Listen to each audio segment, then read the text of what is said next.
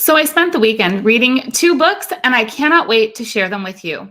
Challenging behavior seems to be a topic that everybody has at some point around the IEP table. That's exactly why I picked up two books. One is called Helping Your Family Thrive, a practical guide to parenting with positive behavior support, and Resolving Your Child's Challenging Behavior, a practical guide to parenting with positive behavior support. Now, I posted these titles on Instagram and I asked my followers, I said, hey, have you read these books before? And they said, no, nobody had read them. Well, I take that back. One person had read one of the books. But overall, these books have not been circulating around our special education community, and I think that they should be. I'm going to share with you today why I think that this is so important. Welcome to the Special Education Inner Circle podcast. I'm your host, Catherine, and if you are watching this any place besides for YouTube, you are watching the replay. I just want to share with you that this is recorded live on YouTube, and I'd love to have you come join the conversation. So just go follow. I'll make sure the link is below where you can follow on YouTube and you can be part of the discussion while we're recording the Special Education Inner Circle podcast live. Okay, so let's get into the topics of this book. Here's the thing.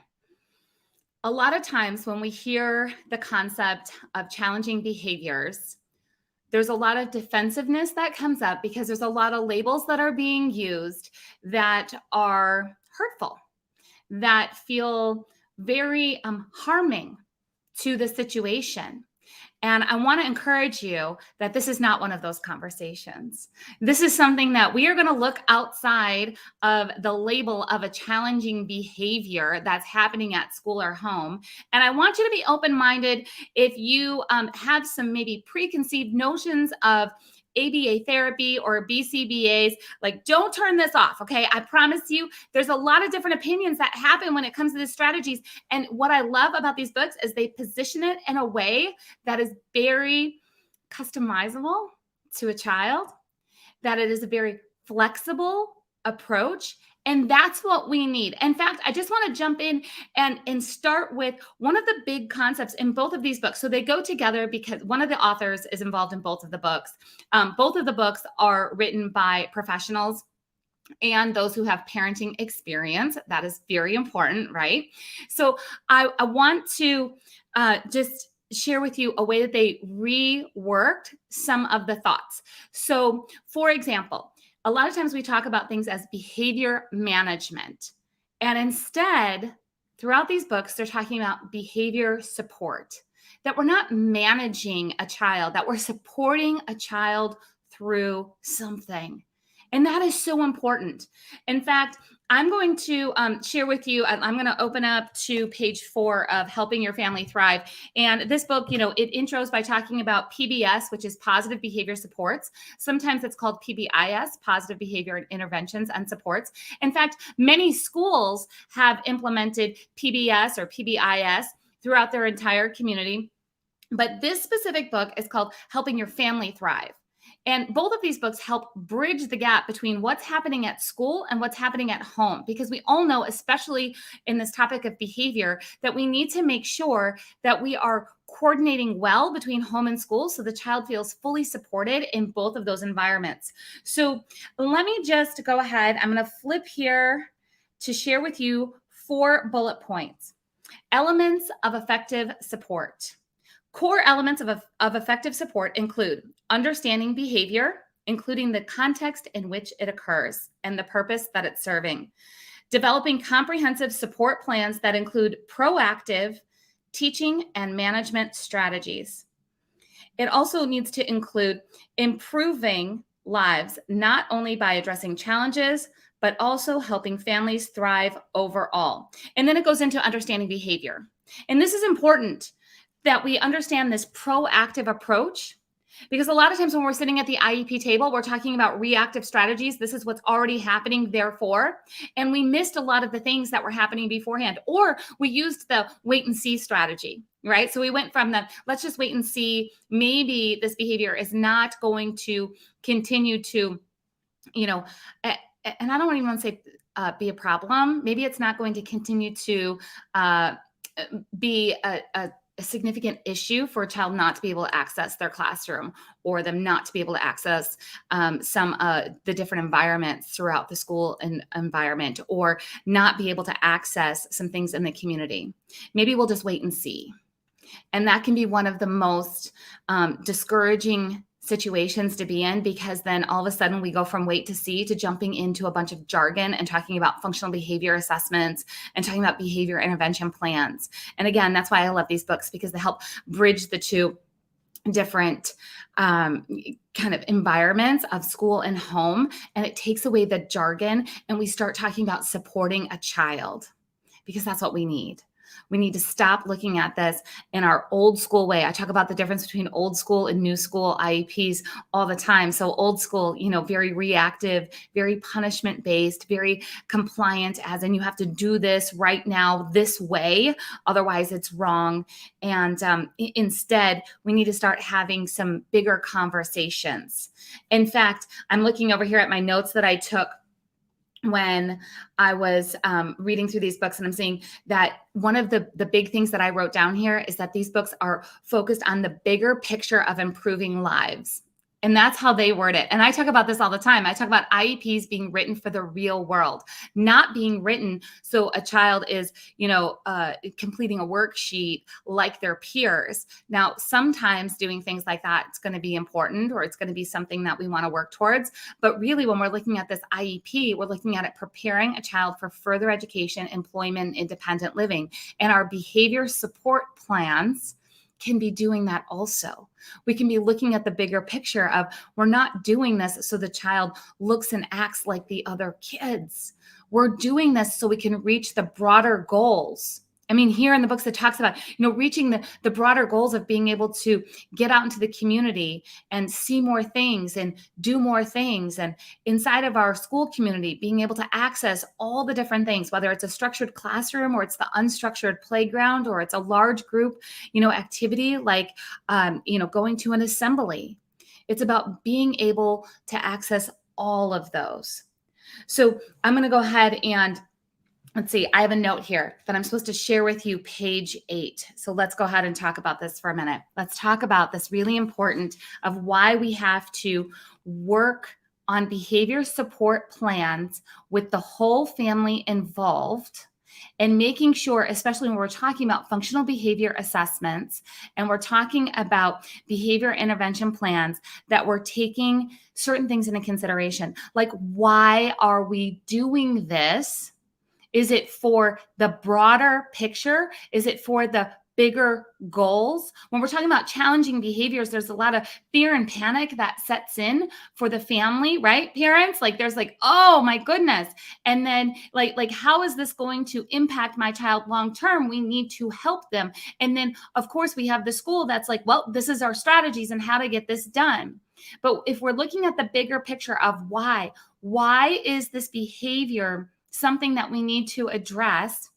It's because, listen to this. For example, it says, if all family members are not communicating openly and effectively, then it is very difficult to solve problems. So we know that, but this is why we have behavior support plans. It's so a child can be supported at both home and school. So when we have behavior support plans, it helps a child communicate effectively so you can solve problems together. It also says, if histories of trauma are affecting family members' reactions to situations, then they cannot be ignored. If the demands on family members' times are overwhelming, then it may feel next to impossible to shift to a more proactive and planful approach.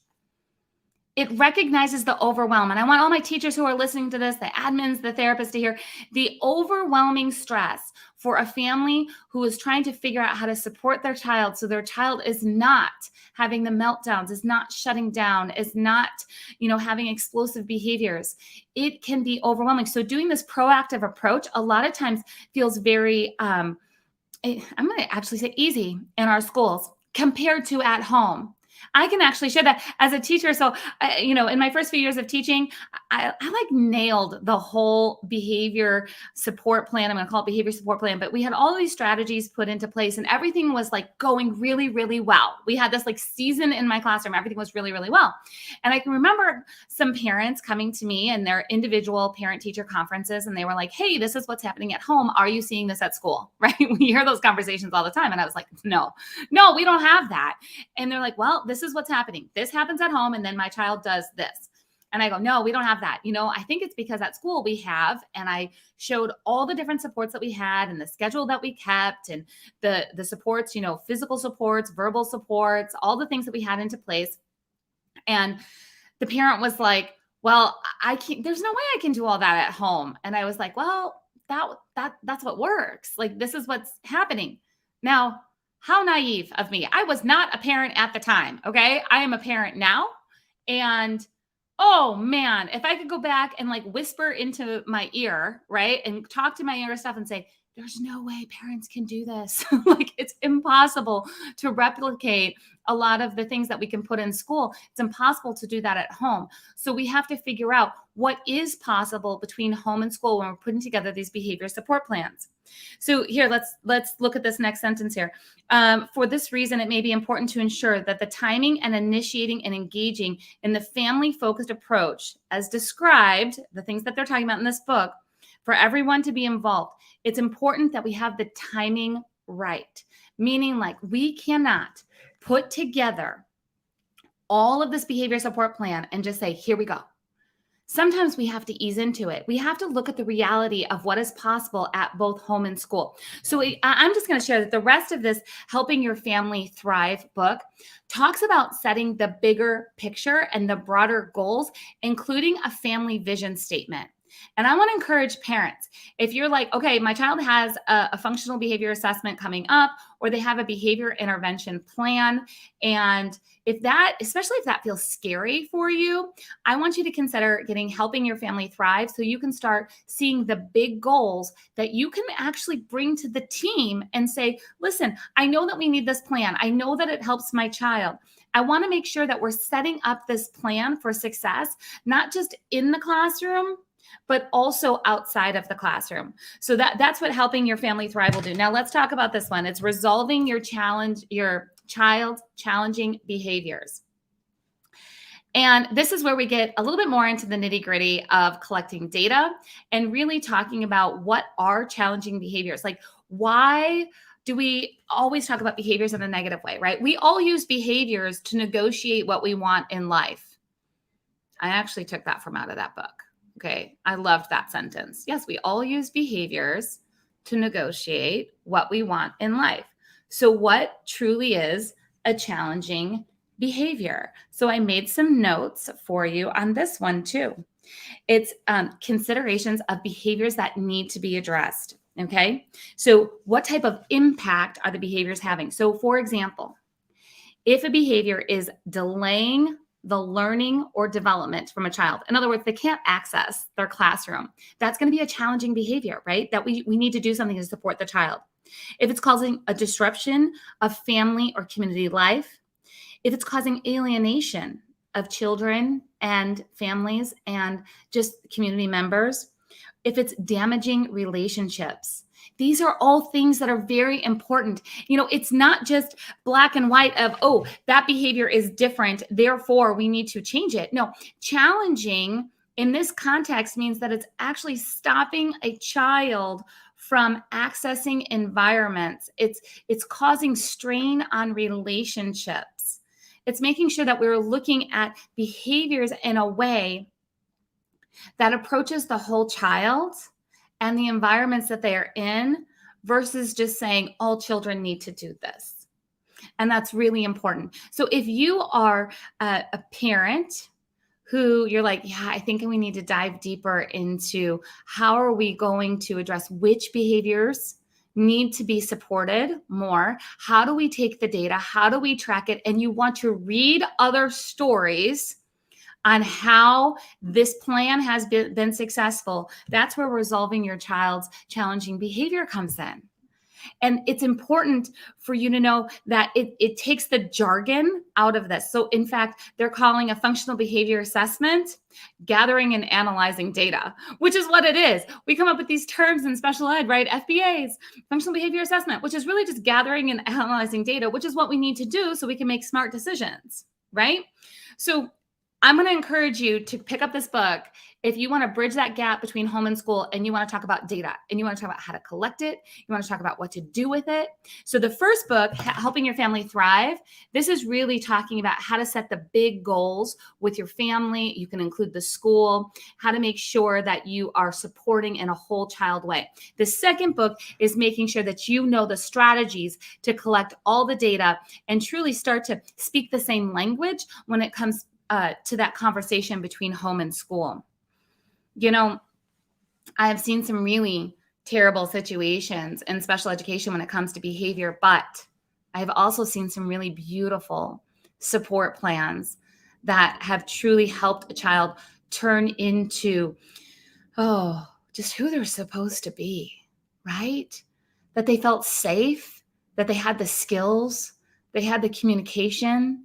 And I just want to encourage you that if you are feeling like this year is tough, you're going through a tough season, either at home or, teachers at school, and behaviors are part of this, and it just feels like you can't even get kind of ahead of things so you can start being proactive, that you're caught in this downward spiral. I've got the links for you here for these two books. I've got a discount code for you.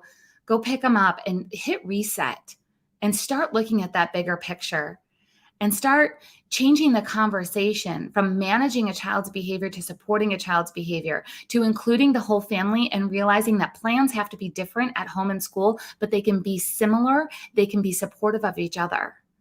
Making sure that we are working on these big goals, that we're not just looking at the school day or even these school years, that we're looking at this big goal of helping a child truly be able to be who they are.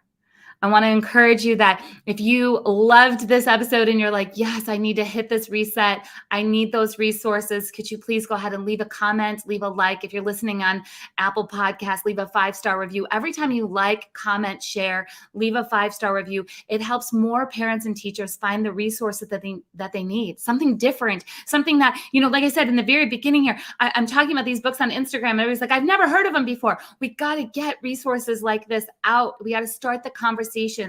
We got to change the conversations.